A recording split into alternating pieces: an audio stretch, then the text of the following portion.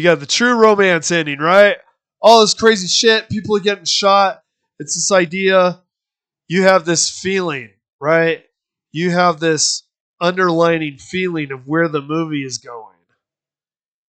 And then, boom. Like, literally, isn't it a sunset? Did they literally go sunset? Don't tell me.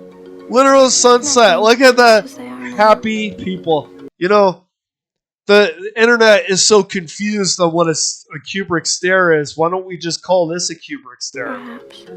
Oh, music is really good, by the way, though. Elvis. Yeah, sunset. So you got their new son, Elvis. Everybody's happy. Christian Slater doesn't die. He's got an eye patch.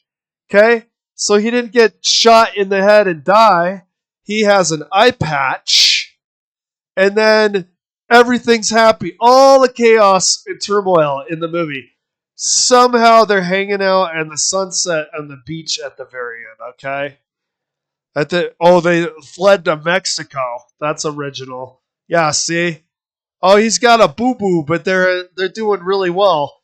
He might as well have just stubbed his toe on his way to the bathroom. It's so severe. With his face looking like he's the illustration for Knockout from DVD for Bubba's Perk. So, that was a huge example of a movie completely taking a U-turn and then having a happy ending out of nowhere. I feel like the wrong road is even more jarring. I almost feel like even though the message at the end of the wrong road was be repentant for your sins, change your life, it almost, the way that they could just emptily say that at the end after all the bad choices they made, and then it's just fine and they're going to be happy like Christian Slater, and it's Patricia Arquette, right? Is it Patricia Arquette? Patricia Arquette chilling at the beach. I almost want to say they accidentally sent in a different message. Do what you want at the most tumultuous, horrible time. You could just say, oh, oops, didn't mean to. Am I cool now? Sure, because you admitted you're cool. It's like, let's see.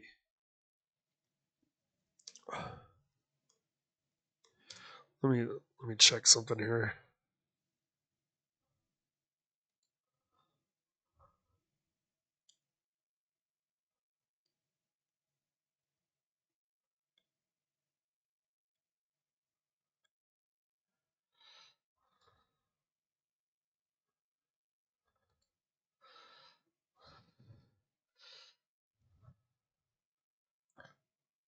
It reminds me a lot of this. The first ever confirmed canonization as a saint was Dismas. But, by the way, Dismas was? No.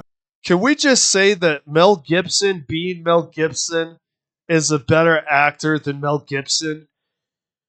The first canonization in the Bible was it seems like him being normal is more of a performance than when he's acting. Look at the thief on the cross. Look at the movements, dude.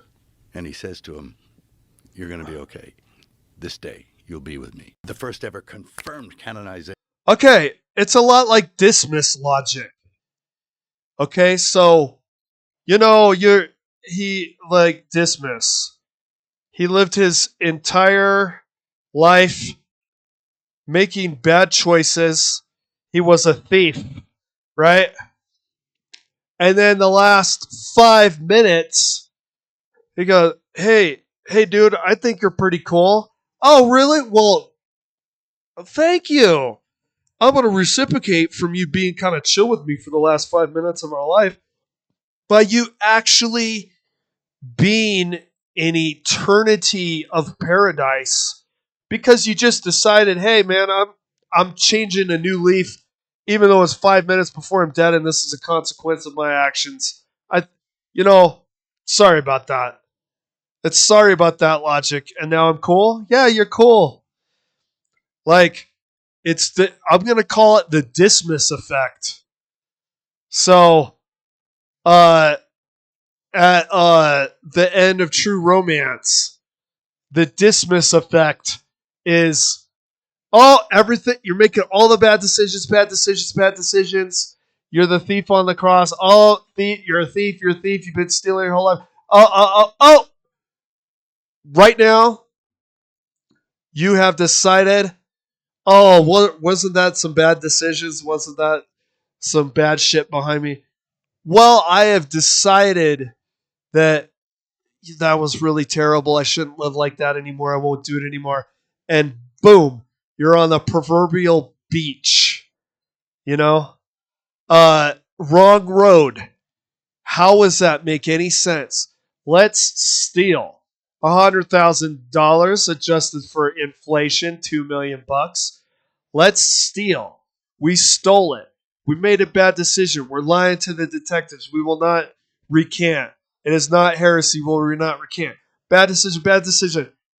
The ultimate crescendo of the bad decision. And for this movie to kill a guy is a huge deal because this movie doesn't really deal with murder. And then I'm about to take the money and no, this was all wrong. Can we just say it's all wrong? It was all wrong. You're cool. You're good to go. Now here's the thing. It's almost like a lie. You know what this kind of storytelling tells me? If you're going to relate it to real life, they're lying to you. They're saying there's no consequence for your action as long as you rebuke your previous action. It's as if it doesn't exist. So Dismas, who knows what he was stealing music boxes. He stole the rear mirror off of a fancy electric vehicle. Who knows what the guy was stealing? He's stealing stuff.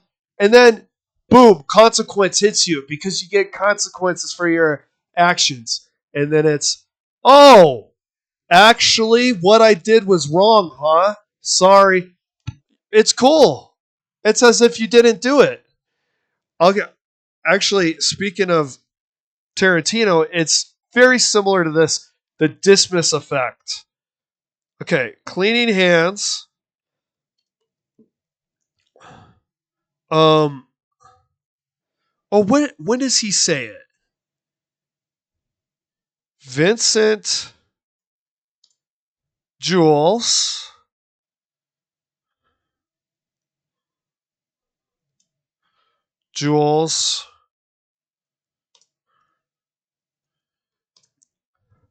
If I don't find it right away, I'm just gonna Alucardbatz filter it and just, is this it? I don't want to get flagged.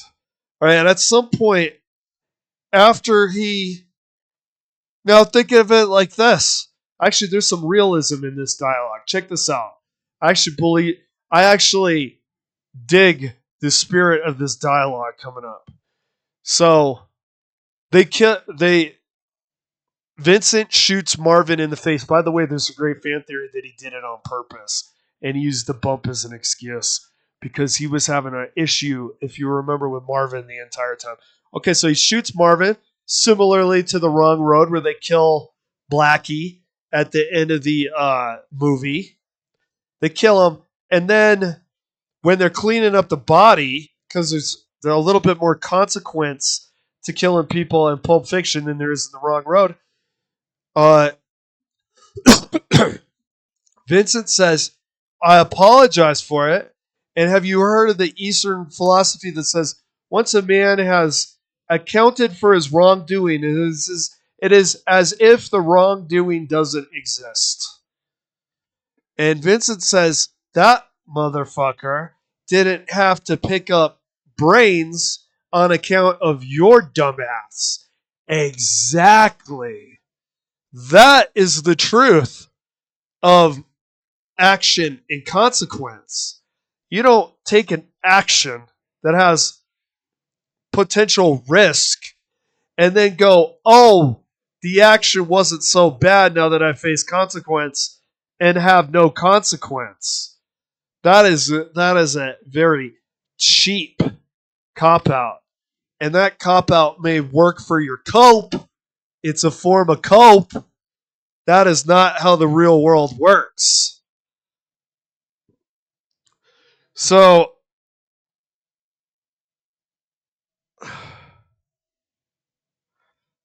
I would argue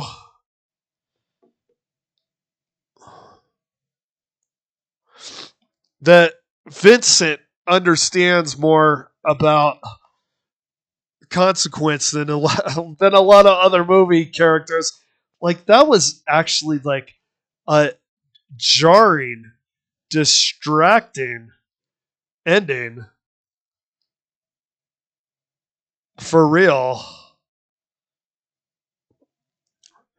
Okay. So there it is. Hey, don't worry, you shot Marvin. Marvin's got family.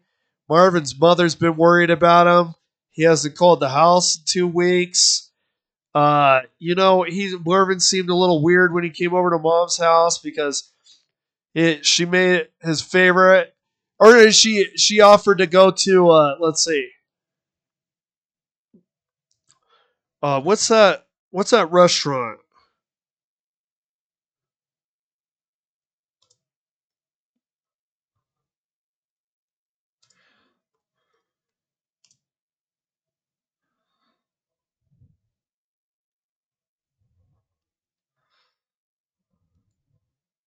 Because I'm going to keep it in lore dialogue here. Roscoe Chicken and Waffle on me. Oh. Me and you go to Roscoe Chicken and Waffle on me. Roscoe Chicken and Waffle. You know, here's Marvin's mother before this event. You know, Marvin was acting kind of strange. I got my Social Security money, which was actually kind of a low-key miracle because of what's been going on and with the Social Security and the government lately. And I was like, Marvin, my son, would you like to go to Roscoe Chicken and Waffle with me? Marvin was kind of like, oh, yeah, we could do that, I guess. And he kind of wasn't talking to me as much. I mean, I'm really worried about him. Think of Marvin's fucking mother.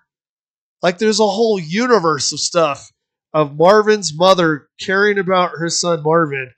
And then Vincent either A, accidentally shoots him, right?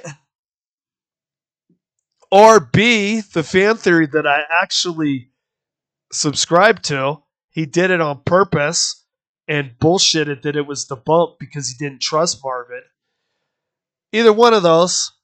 Hey, I know I blew Marvin's brains out all over your car, but I said I was sorry. Isn't that cool? I'm fine now. I'm fine. The whole world of suffering that Marvin's mother may come to. In fact, they disposed the body. She might not even know what happened to Marvin. According to my headcanon dialogue, she thought he was acting weird. He may have fled the country or something. She'll never have Marvin's mom is never going to have closure with Marvin. And John Travolta here just thinks, hey, you know something? I said I was sorry. It was a bad move. Can we move on? I'm cool now.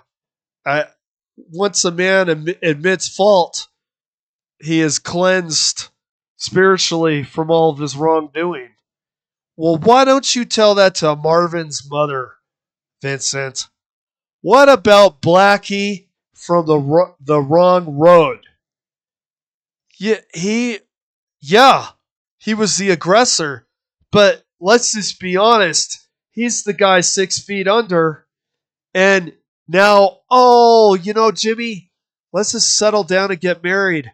I'm sick of this. Both of these movies have Jimmys, by the way.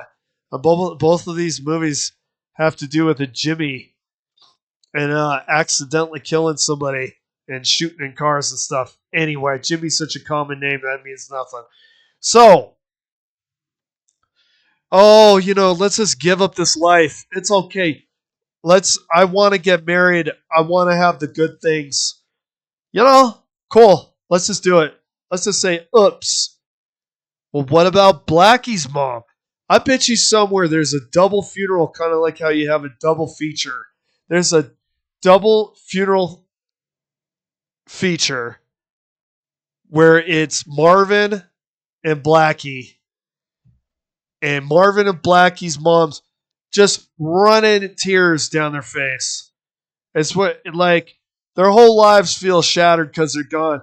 But it's cool because Jimmy and Vincent go, that kind of sucks to be them. Oops, I'm just going on with life. I'm exonerated because I admit my bad. We're going to start calling it the Dismas effect. So, Dismas, he was cool. He's cool the last 5 minutes. The last 5 minutes of his life, he was nice to the right stranger. Okay? You're nice to the right stranger. The last 5 minutes of your life, after you are lawfully prosecuted for being a thief, the good thief. Look at that. Look at the subtext behind this. I almost feel like there are good stories, but sometimes evil wears wolves wearing sheep's clothing. So trying to disguise itself as the good stories, but they're actually leading you astray. Look at that, the good thief. Right? So I want you to think of Job when thinking of Dismas. Think of Job. So this guy, unlike the thief on the cross, Job was living his life righteously. He's making good decisions. He's a man making good decisions and gets penalized for it. He gets boils. He gets his family massacred. He gets every curse in the book. And he refuses to recant from being a good person. He's going to be good even if evil is given to him in return. Even if there is injustice in the universe. Job demands to be righteous. Now, he does this for his own life, and then he's given some recompense at the end, okay? But I want you to think about this. The tale of Dismas has it where, according to the book of Nicodemus, I believe it is, Dismas is the first in heaven. He comes right in after Christ. The guy lives his whole life selfishly, greedily, living with every negative impulse he can work on. The last 5 minutes, he's nice. He's nice to the right stranger the last 5 minutes of his life. And Dismas is in heaven first. Now, heaven's for eternity, right? But if there's a timeline of when you get in, then he was in on eternity first. Was Job still in line? Job is still waiting in line? Imagine boils. Imagine something happened to you where you're like picking at your skin and stuff like this. You've never done a wrong thing in your life. And it's all based off of a bet. Whether you're going to become an evil person because the universe does evil things to you. And this guy, it's like Star Wars lines when it was a box office smash. You know how you're waiting around the corner of a building to get in? So to get into heaven cinema, Job is all the way around the corner of the freaking house. The dude is like a straight up hardcore Star Wars fan. Even after the sequels, he would never say anything about it. He's way back in the line.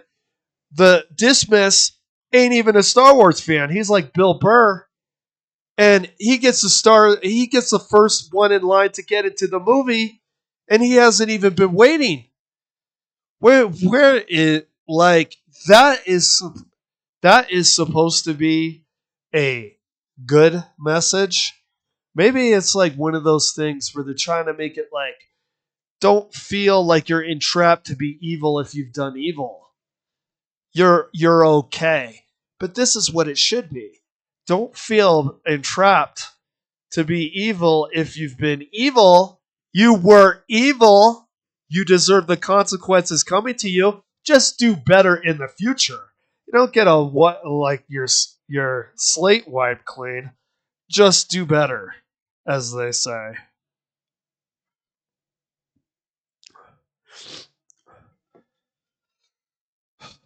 Just imagine. Dismas. Imagine all the things that people do. Wait, who is that guy? Wait a second. Who was that guy in the Bible where he got sold out and he lived as a slave and he went through this massively massive tribulation because he was all sold out by his jealous brothers. Think of all the stuff that guy went through. And I don't even remember his name. Not that Dismas has talked about a lot, but I guarantee you at this point in theology, in the theological zeitgeist of Christianity, the thief on the cross, Dismas, is talked more about whoever the fuck who lived a righteous life. Lived a righteous life, don't give a fuck. Dismas, 5 minutes being nice to the man. Like, what did he have a reason not to be nice? Okay, so I say Dismas. We should just run with this. The guy does nothing, gets to be the first. Let's just make it not Christmas. Let's make it Dismas. And then every Christmas Eve, you leave out gall. You leave out gall, right? Because they gave the people a crucifixion gall. Instead of leaving out milk for Santa Claus, we leave out gall for Dismas on Dismas Eve. And then you have the mom and dad take the gall and pour it down the drain or drink it or whatever. Oh, maybe drink it. Instead of some spiked eggnog, you could drink some gall for Dismas Eve. And then when the kids are like, hey, what happened to the glass of gall? You could say, well, that Dismas, you know what he does? Oh, he's the thief, right? We should have Dismas-themed Christmas, call it Dismas, and we should just honor Dismas with an entire holiday we all celebrate once a year. He was such a great guy that he said, hey, what's up, dude? How you hanging? 5 minutes before dying, did everything wrong before that 5 minutes. But the last 5 minutes of his life, what's up, dog? He's cool. We should honor him to the point where we call it, we're going to celebrate Dismas now. I'm going to tell you, I don't like it. It sends a bad message. Do what you want. Be evil as you want. You're going to be okay. That's not a message to send to people. We see what happens when people think they could do anything they want without consequence, and then they're 100% validated. And not just validated, they're paradise. They're paradise destined. I do anything I want in this life, I'm paradise destined. That's a scary mindset for people to have. Okay. Jerry Springer's final thought has ended. We went a little over what we were expecting to do today. Not a bad thing. Got some extra content going on. All right. Thanks for coming into the stream. Adios.